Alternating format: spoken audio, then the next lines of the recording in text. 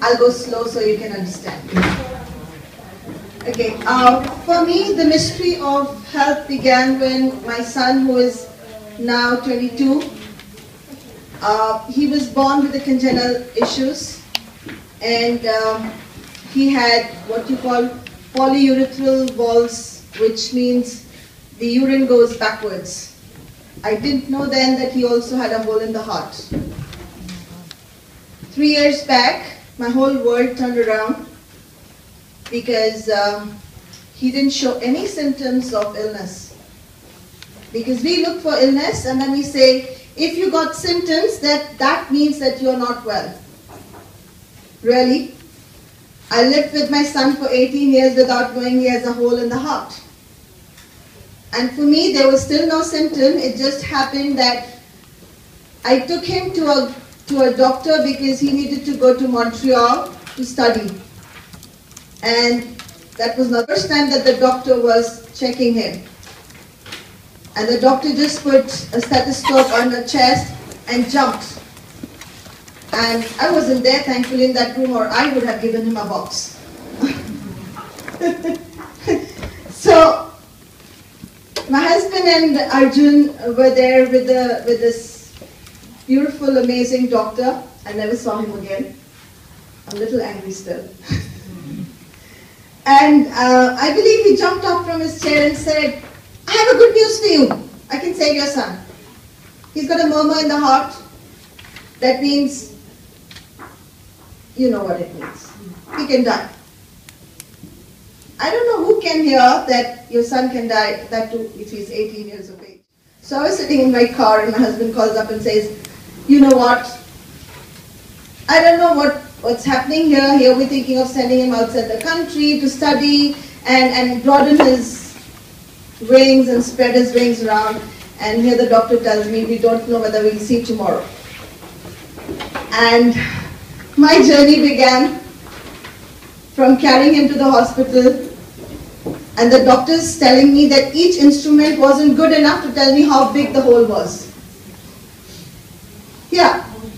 So they went for one sonography, then they went into another sonography, and the better the instrument, you know how NES, the better the stuff is, the better you know. So the more you know, the less you know, or the less you know, the more you know. And he said, Mom, they've done something disgusting. I said, what's that? They shaved off my hair. I look like a girl now. I said, how about your eyebrows? He's a very hairy kid. How about your eyebrows? They didn't do your eyebrows? No, Mom, nobody touches my brows. So, the point here is I was having fun, putting him actually even there and sending him to the last bed because they don't let you in before they give the anesthesia. They kind of have you to say goodbye. That's tough, isn't it? That's really tough. So I was smiling here. And doctors came and said, where's his mom? I said, well, I'm his mom.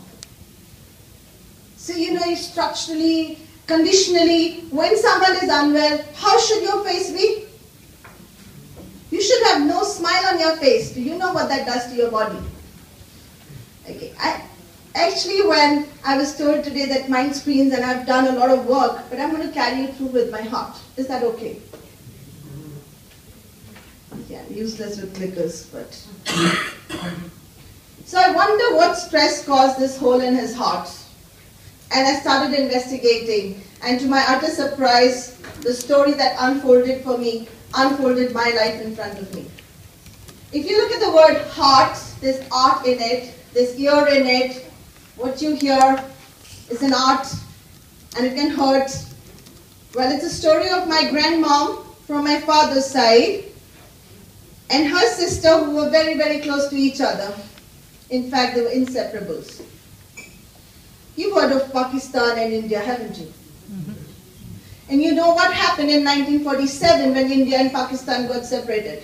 It was like two sisters or two brothers getting separated. Like the Berlin Wall, we built walls which have never got broken, not till today. So people who went on that side of the border, which means Pakistan could never come back to India, and people who were India could never go to Pakistan. Can you believe that?